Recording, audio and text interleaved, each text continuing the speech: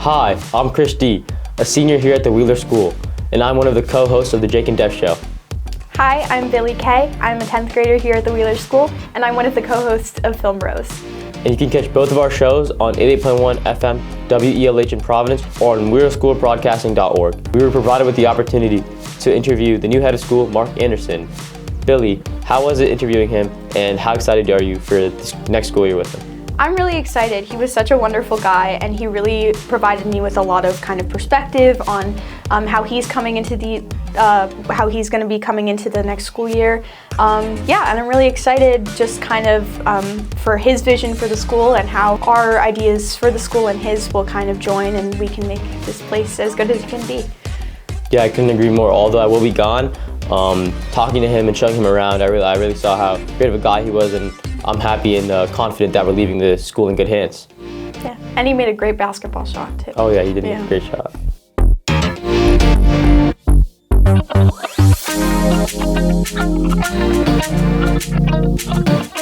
Hello, and you're listening to 88.1 FM WELH in Providence. I am Krish D, class of 2025, and I'm here with my classmate. Hi, I'm Billie K, class of 2027. And our new head of school, Mark Anderson. Thanks for having me, guys. Really excited to be here. And we're excited to have you. We're just going to be asking you some questions. We want it to be more of like a conversation than an interview. And yeah. Perfect. All right, so the first question is, what are you looking forward to as you think about joining the Wheeler community? So many things, really. Spent the past couple of days here, made the trip up from Delaware with my family, and my son visited yesterday. So I've had a chance to visit with some students, tour the campus here, meet with some members of the leadership team, some faculty, and just learning more about Wheeler. It's all just so exciting, this community that you all obviously know so much better than I do, but to be part of this, the Wheeler community is very much a highlight for me and something I'm very excited about. That's great. Why did you initially kind of through this process, and also at your old school, why was the head of school position something that was kind of appealing to you and a position that you were looking forward to? Sure. Well, I've been a head of school for 21 years. I have led two different schools. I was the head at Whitfield School in St. Louis, Missouri, where I was also a teacher and a coach. And I did that until 2011. And then by that point, my wife and I had 3 kids, and we wanted to look for a preschool through grade 12 school where we could all be together.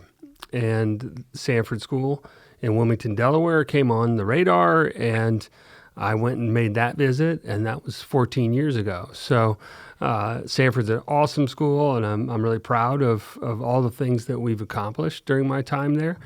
And I know, Dev, you're a senior. All good things do come to an end, too, and felt like a season of life was on the horizon. So I wasn't looking super hard for a new job. 2 of our 3 kids have graduated from high school. Still have Oliver in the house. But then when I saw Wheeler, which is a school I know by reputation, actually one of my former colleagues used to work at Wheeler, so I knew of things like the ARI program and Hamilton, learned more about what was going on at the farm. Programs like what you guys do here is just like, wow, I got to go check this place out. And then the more I learned, the more excited I got. It's amazing. Yeah, that's awesome. I heard you say you were a coach. So what sport did you coach? And kind of just stemming from that, what are your interests outside of education? Sure. I coached when I was a teacher. I coached soccer, basketball, and football. And not football. No, we didn't. and baseball. Baseball. Okay. Yeah. And I was always a better coach than I was a player. Growing up, I went to large public high schools, and where if you weren't really good, you got cut from the team, which sadly that happened to me. So I've always liked sports, but I was never very good at them. But then when I became a teacher and a coach, I learned that I was actually a really good coach. And I think it was partly due to my teacher training.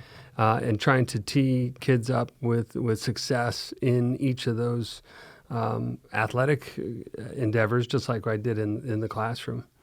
Outside of my job, the job takes a lot. People were asking me last night, I was out with some Wheeler folks and asked me, so what are your hobbies? Do you golf or do you sail? And I wish I could say I did all that. Between being a head of school and a father of three, that kind of wraps up most of my time, which is so boring. I wish I had a better answer for that. Like I was a surfer or something like that. Maybe I'll learn as my kids are now out of the house mostly. But I love to read. I know might have some reading questions today, and spending time with my family, watching shows, watching movies. Those are things that we like to do. As someone who has a film podcast, like what are some movies that kind of have shaped you as an individual or like characters, and just what are some of your favorite films? Sure. Wrapping up my tenure at Sanford now at 14 years, I was having a memory of when I first became a teacher. And this is a teacher movie. I don't know, I liked it, but maybe it wasn't super popular. But it was called Mr. Holland's Opus. Have you guys ever heard of that? I don't know it, yeah. No. It's worth checking out. It's a Richard Dreyfuss movie, if you know him. He's an older guy now. But it's about this band teacher who kind of falls into teaching. And he wanted to be a musician. And he ends up falling in love with teaching and staying at his school for 30-something years. And kind of is forced into retirement, and I won't spoil it, but it came out the year I became a teacher. So I went to go see it with my mom, who was also a teacher. And it really just, in my mind, encapsulates why I got into education. Like Mr. Holland and his opus at the end, you can make a real difference in the life of students, colleagues, and that's hopefully been the story of my career as well. Mm-hmm. Kind of mentioned like school and the school community. What does an ideal school community look like to you, and how do you plan to encourage diversity, equity, and belonging here at Wheeler? Sure. I think in the independent school world, it's easy for schools to fall into the trap of being a pressure cooker of sorts, because you all, I'm sure, I've just met you a moment ago, but I'm guessing you want to go to college. I'm guessing you want to go to great colleges. I'm guessing your parents want you to go to great colleges. And those are things that Wheeler should support you in doing. So sometimes I think schools can push that agenda so hard that for teens, it starts to feel, it creates some anxiety. So I think the best schools have a way to strike a balance where we can work hard and also have some fun. That it's a place when you get up in the morning, it's not a drag to go to school. You're still going to work hard, and you're going to be led by teachers who know you and know how to encourage you and support you and inspire you to be your best academic and personal selves. I think part of that, too, is that we in schools like yours, now mine, and my current school, we have an opportunity to be better, to always be better. If you look at what's happening now in our country's culture, it's pretty ugly. It's not kind. It's not respectful. And that makes me quite sad. And I wish that was different. But in our schools, when we come together as a community and we say to one another that we're going to treat each other with kindness and respect, that's different. That's countercultural. And that's not just good for individuals, that's good for all of us. Because who doesn't want to be treated with kindness and respect, whether it's from your teachers, your staff members, from your peers. Doesn't mean everybody can be best friends. You're a school of over 800 people. There's people that are going to be your cup of tea and some who won't, but you can always be respectful. That costs you nothing. And I think that's an extension, too, to your question, Deb, about your DEI work. I know here at Wheeler you call it ECB. That's been a big part of my school's journey, my two schools, something that I feel very passionate about, that we always, as a school, have to be thinking, what is the environment? How are we creating both a diverse space, an equitable space, a place where all members feel like they belong? And that school is a place where everybody can bring their full selves, their full identities, and it's cool. right? Like no one should have to blink. No one should have to think twice about that, because in my opinion, deep to my core, I believe that's the best way to live. That was a really good answer. Yeah. Thank you. I didn't even write that down ahead of time. So you were kind of talking a little bit about kind of like how, as you come into this community, I mean, our community is going to continue to develop. And obviously, there's been a lot of discoveries with new methods of teaching as well as using artificial intelligence. Sure. So I just wanted to ask, kind of like with these new discoveries being made, what's your attitude towards these new developments, and how are you planning on incorporating them into our growing curriculum and adapting to our rapidly advancing world? Mm-hmm. Like just the fact that we're sitting in a studio right now, right? that probably didn't exist 5 years ago. Yeah. I think is a testament to Wheeler continuing to evolve and finding tools that this is whether you guys enjoy the time with me or not, I don't know. But you have this experience. You both have shows that you podcast. That's pretty cool. Not every teenager has that opportunity.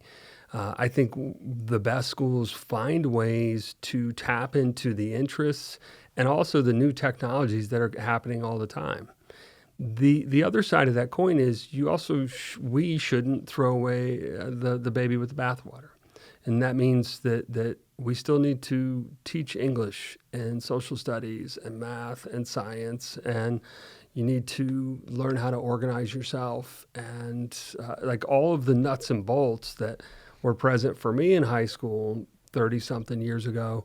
Some things are timeless, and that needs to continue as well. But that's the gray area, right? Because I think you can't be one thing or another. Usually it's somewhere in the middle.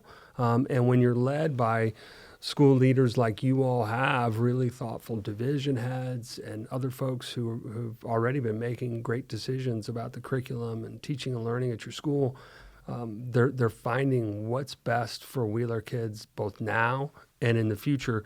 And like all parts of the school, you never stop and say, oh, we got it figured out. It's perfect. Now we're not going to change. Some schools actually do that. They're so traditional that it doesn't matter if it's 2025 or 95 or 65. It kind of looks the same.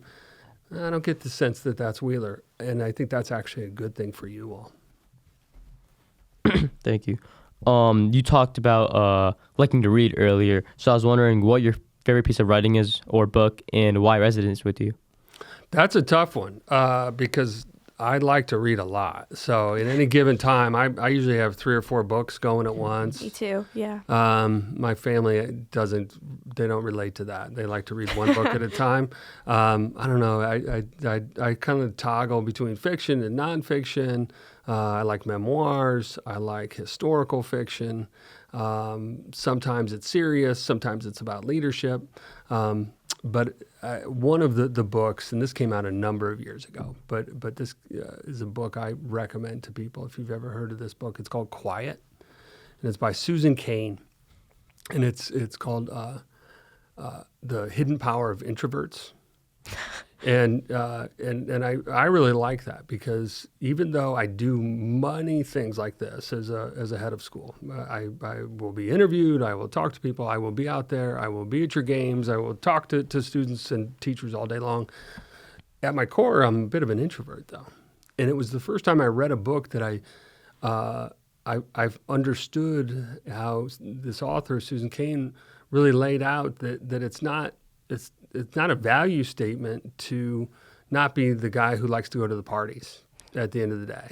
I have friends, don't get me wrong. I have a family, I can work, I can be around people. But when I really want some time to myself, or if I have a choice, being by myself with a book or a friend or two, that's much more my speed. And this book, Quiet, really laid that out for me.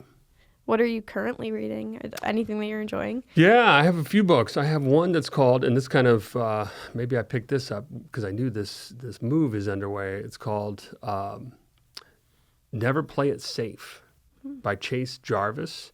I'm also reading a book, historical fiction about Teddy Roosevelt, called The Old Lion, which is interesting. I'm a fan of Teddy Roosevelt, but it's truly a novel.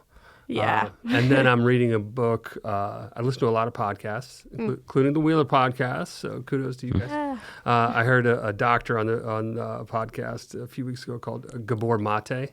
He's a Canadian doctor and author. It's called The Myth of Normal. This book? It's pretty daunting though. It's like 800 pages. It's taken me a little while to read that one. So Wheeler, at least our school, is, I think, very proud of and kind of takes pride in our immersion in the arts. Sure. And we, like, as a community, encourage all students to take part in the arts. Like, through the entire curriculum from lower school to high school, you are required to take visual and performing arts classes, like, across the years, which is good because it shows some growth, as you continue through high school. So how have the arts impacted your life, and what are your goals for promoting the arts inside and outside the Wheeler community, both visual and performing? Sure.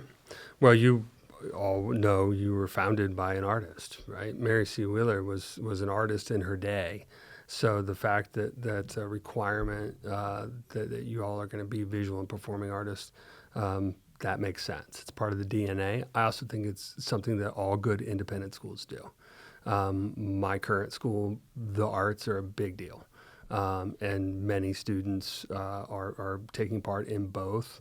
The performing arts might be a little bit more prominent. We put on big shows. They're working on Les Mis right now. Oh, that's great. That'll be pretty cool. So that's coming up in February. Band is big, choir is big.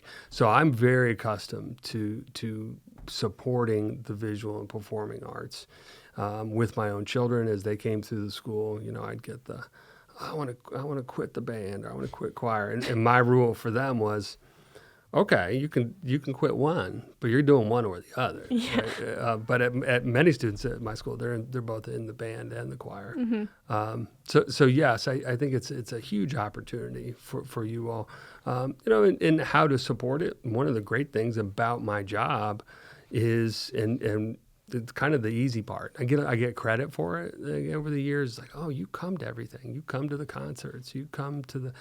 Well, yeah, but hey, it's free entertainment, and I get to see the students performing and get to visit with parents. That's a celebration. Mm-hmm. It's similar to athletics in some ways. If you all have worked hard to put on a performance, you bet I'm going to be there. I started doing something years ago with the fall play, which we do 2 performances, and then for the musical we do 4. So I'll go to all the shows. And and my daughter was in it for 6 years, so going to see her was part of it, to be completely honest. But even before she was up on stage, because my thinking was, this is their entire season, right? Like if I'm going to go see a handful of soccer games, I can go watch this musical 4 times, and usually they're that good that being there is I'm singing those songs by the end of it all. You should come see our school musical. It's early March. Early March? What are you doing? We're doing You're in Town. Ooh, I saw that on Broadway. Really? Years ago, yeah. Oh, my goodness. That might have been the first Broadway show I saw. My wife, Miss Anderson, and I, we were in New York for NIS. I think it was. You're in Town. Yeah. Yeah, my director at Sanford asked if we could pull that off. I said, I don't know if we could. I'll have to reread those lyrics. But if you guys are doing it, maybe we can do it there too. Yeah, it's a lot of fun. We're having a good time. So are you all in the show? I'm in it. I don't. I'm not. Okay. Yeah. What is your role? I'm playing Hope Cladwell. So she's like the young daughter. Is that the lead? Yeah. Good for you. Thank Congratulations. you. I appreciate it. That's awesome. I could put you on the spot and ask you to sing part of the song. No, that's okay. You're not ready for that yet? Next podcast. Yeah. Yeah, so in addition to being Sanford's head of school, I heard about a class that you teach. Can you tell us more about this class and if you plan to continue it at Wheeler? Sure. I teach leadership and public speaking, which is an elective. I do a first semester elective. I've done this for a number of years. And I got this idea, speaking about books, I read a book many years ago called The Contrarian's Guide to Leadership, and it was written by a author named Steve Sample, and he was the president of University of Southern California, and he taught a class, a leadership class at USC, and it was one of the most popular classes there. And what Steve Sample did was, in order to introduce the students to concepts of leadership, put all kinds of different writings in front of them, but also, really importantly, brought in guest speakers. And when you're in Los Angeles, you have access to Hollywood and business and all kinds of entertainment stuff. Well, I don't have that in Wilmington, Delaware, but I do have access to different leaders in different industries. So that's a big part of what we do in our class. And then I was asked, can you weave in some public speaking? Because my upper school head wanted to make sure that kids had an experience public speaking, which goes really hand in glove with leadership. So they give 4 speeches a semester,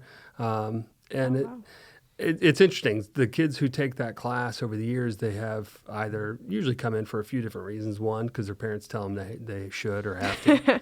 Or they say, I'm really interested in leading and I want to be a better leader. And a lot of them come in and say, I really don't like public speaking and I know I need to be better at it. And this is going to force me to do that. And all those were great reasons. And they all come out of there, and some of them, it's funny because they'll say, I didn't realize you were a good teacher, Mr. Anderson. And I'm like, oh, I did do this before, right? Like, because they just see me as the head of school, some of them, or you're not as scary as I thought you were. You're funny, and I have because it is an elective, I have the ability to create the course for really who's at the table. So this semester we just ended, I had 4 freshmen, 5 seniors, a sophomore and a junior. That was an eclectic group, and we had a lot of fun. And they all, I think, got something from our guest speakers, and also became better at public speaking themselves. You mentioned you were a bit of an introvert, at least with the book, and did you ever find public speaking hard, and how did you kind of overcome that? That's a good question. No, I didn't, honestly. I took a class early on in my college career, and I think it actually opened up a bit of the world to me, because when you're at that podium, and you probably have this experience a little bit when you're at the microphone, when it's just you, and you're able to command the audience, yours is virtual, but to be able to really stretch your own skills, I enjoyed that. Right out of the gate. So I guess I need to throw a caveat in there, because you hear introvert, and it, like so many things in life, I think it's a bit of a spectrum. Yeah. I think my work, I'm an extrovert. My home, I might be more introverted. And then context plays a part in that as well. For sure. Yeah, so is there anything else that we haven't covered that you'd like to add as you prepare to join Wheeler this summer? I have a question for you all in the spirit of making this a conversation. Of course. What do you guys love about this place, and what do you think I need to know as I plan to make the move here July 1? Do you want to start? Do you want me to start? You can start. Okay. Well, it's such a great community. I mean, I've been here, I think this is my 8th year here at Wheeler. So I've been here since I was little. Mm-hmm. And I moved from like a much larger public school when I came here. And I mean, you've seen this place. You've seen like how wonderful it is and how accepting they are of students of like all different places. And I really am into the arts, and I play some sports, but I don't play very many. I mostly just do performing arts. And the fact that I feel like I'm able to really hone that skill and also have a balance of academics and also have the opportunity, like, even though I'm not very good at sports, I still get to play on a team. Even though probably at a larger public school I would get cut. But, the fact that it's kind of like this big mishmash of like, you can try things and it's okay if you make mistakes. And I think that's it's been such a beautiful thing for me to kind of experience, especially as I've grown older, that mistakes are something that you learn from, not something that you should feel bad about.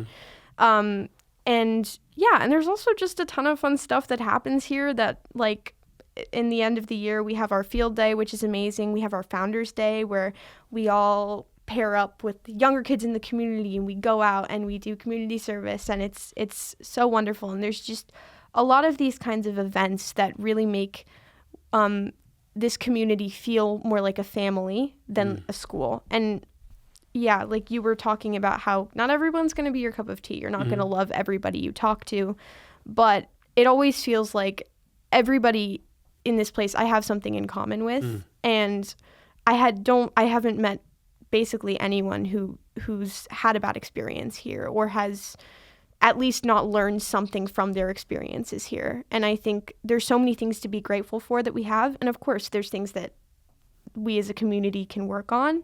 And I think that's something that you should strive towards always, is improving your community. But I think we as a community and as a family can really work together to find the things we need to work on and the mistakes we're making, but also the things that we're really, really good at, and that we can keep almost kind of improving on together, but also just keep doing what we're good at and love it. Keep kind of making people here feel great and have an amazing educational experience. That's awesome. Thank you, Billie. Sure thing. By the way, I watched your video that you made. Oh, did you like the it? admission office. Yeah, that was good. It was a good intro. Yeah, I mean that's hard to follow up on, but I mean, you just touched say a lot ditto, about, right? yeah, I mean, you touched a lot about on the community here, and I think I wholeheartedly agree. I think there's many aspects to Wheeler that are different from other schools. Talking to other people, whether it's about diversity, about respect within the community. You know, I feel like everybody respects each other here. I feel like it's definitely a place, basically everybody feels welcome. And I think something else to touch on is the teachers. Because I think, I mean, she talked a lot about a community, and I think that's great.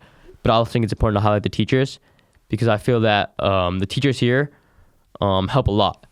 And when I say that, I mean that, there's a lot of high-level, challenging courses here. You know, it's a private school. People take hard classes, and I think that the teachers here help a lot with those classes. And they have classes. They have teachers that will help you at any level. And I think that's just something important to highlight is the teachers. And yeah, that's great. Now your podcast is centered around sports, right? Yeah. So what's your Super Bowl prediction? Well, now we're far along. Unfortunately, no, I'll give it to the Eagles. Good. Yeah, I mean, me too. I don't want to see the Chiefs win. Yeah. So. Well, I'm torn because I lived my early life in Kansas City when I was just out of college. So I think the Chiefs are gonna win. These are my two teams. Like I have an AFC team. I'm not picking up the Patriots. Sorry. And I'll stick with the Eagles because we're real close to Philly. Yeah. People by us are crazy for the Eagles. So we'll see. I think hopefully it's a good game. Yeah. That's what I'm always hoping for. If the Chiefs win, though, it's like going to be the third win in a row, I think, or like first time ever. Yeah, first time ever. So that'd be crazy. You can't bet it against Patrick Mahomes. I think it's the Taylor Swift effect, honestly. Can you argue against that? Yeah. I mean, Dev's not liking to hear it. That's good. Well, I appreciate you guys taking some time.